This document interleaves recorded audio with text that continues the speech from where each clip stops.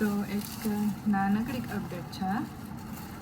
હમણાં મીન્સ કે આજથી મેરેજના બધા ફંક્શન સ્ટાર્ટ થાય છે, તો કદાચ અમે મીન્સ કે બ્લોગ નથી મૂકતા, પણ હા ઘણા બધા એવા ફ્રેન્ડ્સ છે જે અમારા ક્લોઝ ફ્રેન્ડ્સ છે, એ લોકો રિક્વેસ્ટ કરે છે કે તમે મેરેજ રિલેટેડ પણ જે બ્લોગ્સ મૂકતા હોય છે એ મૂકતા રહેજો, જેથી અમે લોકો પણ સાથે એન્જોય કરી શકીએ. કારણ કે ઘણા ફ્રેન્ડ્સ છે એ હજી યુકે છે, પછી બીજા કન્ટ્રીમાં પણ ઘણા બધા ફ્રેન્ડ છે, ઘણા ફ્રેન્ડ્સ છે એ કોઈ કારણોસર નથી આવી શકતા, તો એમ કે એ લોકો માટે તો એક વાત એ છે કે અમે અમારી ચેનલ ઉપર જ છે, અમે અમારા આખા મેરેજ લાઈવ આપવાના છે.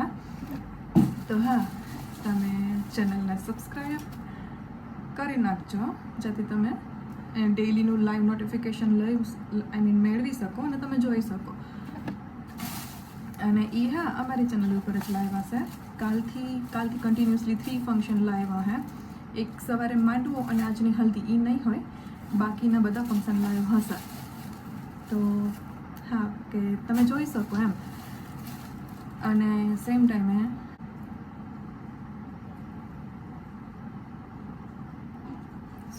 હું તૈયાર થતાં વિડીયો ઉતારું છું, કારણ કે ટાઈમ બહુ ઓછો છે, ટાઈમ જ નથી મળતો કે વિડીયો શૂટ કરી શકીએ.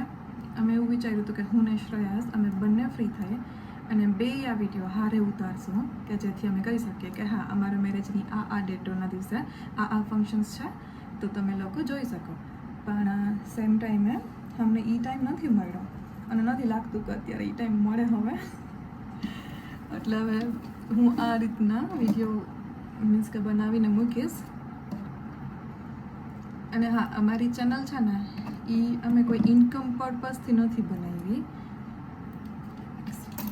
અમારી ચેનલ માત્ર ને માત્ર અમે અમારા લોકોની મેમરી છે એ સેવ કરવા માટે થઈને બનાવેલી છે, કે અમે અમારી મેમરી છે લાઈફ ટાઈમ માટે સેવ રાખી શકીએ અને આપણી આગલી પેઢી છે એમને દેખાડી શકીએ કે જો આ રીતની લાઈફ આપણે જીવા.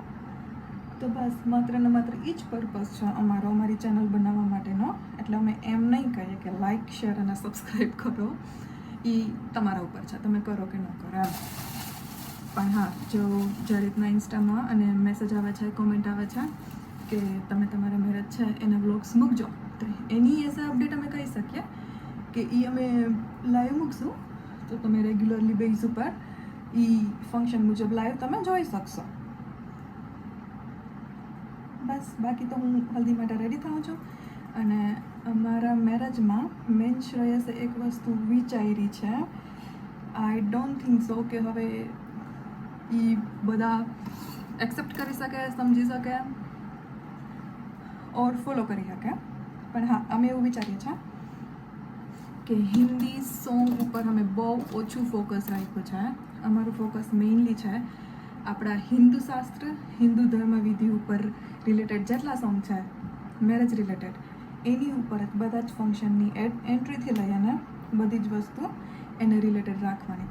તો અમે અમારી પૂરતી ટ્રાય કરી છે, છતાંય ક્યાંય થોડીક ભૂલચૂક રહી જાય તો એ અલગ વાત છે, અપવાદ છે. પણ હા, અમે લોકો ટ્રાય કરશું કે અમારા બધા ફંક્શનની એન્ટ્રીથી માંડી બધા જ સેલિબ્રેશન છે એમાં અમે આપણા જે હિન્દુ શાસ્ત્રના સોંગ છે એના ઉપર કરી શકીએ એમ. કારણ કે બેઝિકલી મારું એવું માનવું છે કે તમે જે જલ્દી હોય ને તો એ હેરસ્ટાઈલ થાય જ નહીં.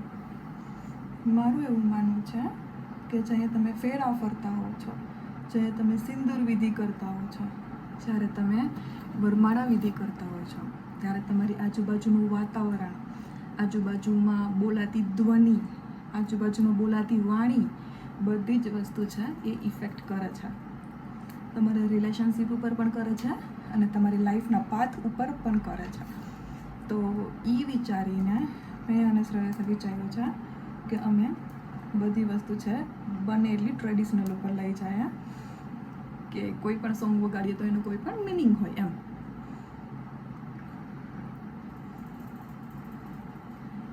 આઈ વિશ કે હું ફટાફટ બધું આ રેડી કરી લઈશ.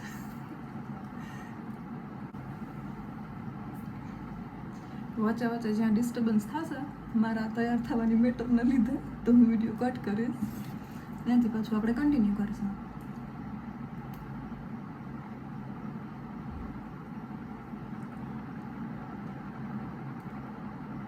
અને હા, ઘણાના એ પણ ક્વેશ્ચન હશે કે હું કામ પાર્લરમાં રેડી નથી થતી. પાર્લરમાં રેડી થવું મને ગમે, પણ એટલું બધું પણ નહીં કે એને હું કન્ટિન્યુ બેઝ ઉપર ફોલો કરી શકું એમ. અત્યારે હું પોચી વળીશ મારી રીતના ઠાગા ઠૈયા કરીને.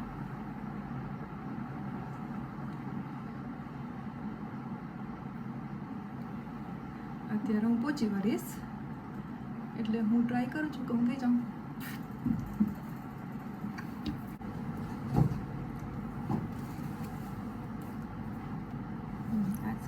એક વસ્તુ આમ ઝીણી બધી વસ્તુને છે ને આમ ડિટેલ્સમાં વિચારી અને પ્લાન કરેલી છે. અને એ વસ્તુ માટે અમને લોકોને બહુ બધું દોડવું પડ્યું છે, બહુ બધી મહેનત પડી છે. લગ્નના ઇન્વિટેશન કાર્ડથી લઈ અને જ્યાં સુધી મેરેજ આખા કમ્પ્લીટ થાય ત્યાં સુધીમાં અમે મોસ્ટલી તો મેં મારી અને શ્રેયસની મેમરી છે એને આખી આમ કેમ કહું, આખી ડિસ્ક્રાઈબ કરવા ટ્રાય કરી છે.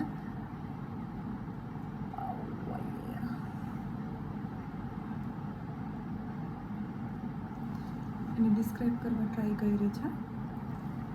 મેરેજની કોઈ ઝીણી વિધિમાં, નાના ફંક્શનમાં.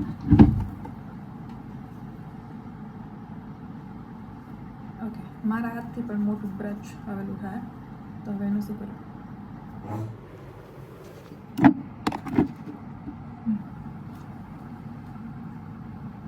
મારાથી નહોતું બંધાતું.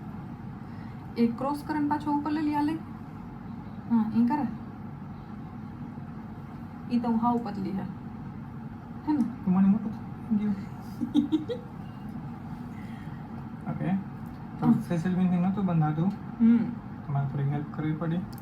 એક ગાંઠ કરો કે બે વાર? બે. છૂટે નહીં એવું. હા, તાણું કાઢી દે બસ. હા, રાગ નહીં લેવા. आता पूरी सड़ी हो ना ना ऐसे मैं नहीं जाने वाली अभी. रुको बस रेडी. आने कापी नहीं ना ना ना ना ना रुक आटी तो कर दो नीचे. यार यहाँ दिखाई જ નહીં. એમ નહીં.